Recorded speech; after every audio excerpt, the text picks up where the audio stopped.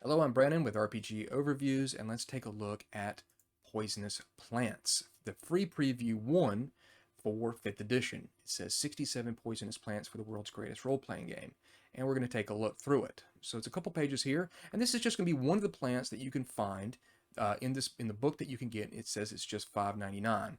So welcome to the free preview of Poisonous Plants, and what it is it says it features 5th edition D20 rules for 66 deadly plants and 1 ooze from our own world, including Hemlock, Nightshade, and Hellbore. Each plant is presented with a stat block outlining its habitat, size, frequency, medical use, damage, saving throws, and challenge rating. Most entries feature additional rules for creating herbal, alchemical, and magical substances. It's actually very useful, some of this stuff, and it's definitely a book with 5th edition or any role-playing game that I would like. I always liked, when I'm playing a game to look at herbs and stuff like that. Maybe tell the DM that I want to try to look for some or pick them up. Play a character that would maybe gravitate towards herbs and plants. So the one that they're spotlighting here is Bleeding Heart. So it's going to tell you about it. It's a delicate flowering plant that blooms in the late spring. It's often rosy, pink, or white and resembles a heart. They're easy to grow and domesticated for their beauty. Dogs and horses are most commonly affected creatures. And it's got a cool piece of art there. And so it's going to tell you what's going to happen if you ingest it. And it's going to poison you. You're going to have to, of course, make constitution saving throws and take some damage. So you've got to repeat that like every hour or so. And after 2 failed saving throws, the creature becomes clumsy for 12 hours. After 3 failed saving throws, the creature becomes weakened for 1d4 days. And after 4 failed saving throws, the creature becomes incapacitated with seizures for 1d4 hours. I'm going to go ahead and jump to the next page. It's going to tell you about those 3 new conditions: clumsy, pained, and weakened. So that's very helpful to let you know about that. And then what can you do with this plant in different ways?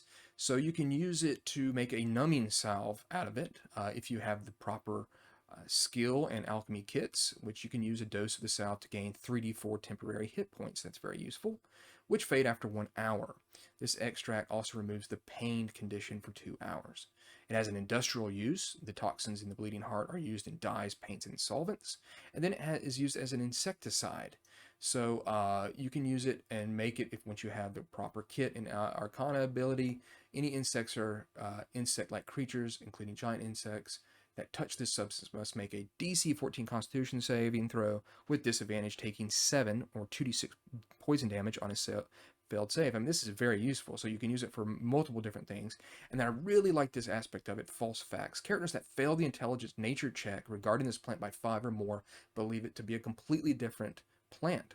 And so they believe it to have healing properties. This is not true. Instead, Corydalis is mildly poisonous. If a Corydalis was found and consumed, the exposed creature would take DC 10 Constitution saving throw or take 3 1d6 poison damage. Characters must make a d24, good lord, intelligence nature check regarding Corydalis to know that it's toxic rather than curative. And then, of course, it's got its little stat block over there with the terrain, the frequency, how you can ID it, how you take it, you ingest it.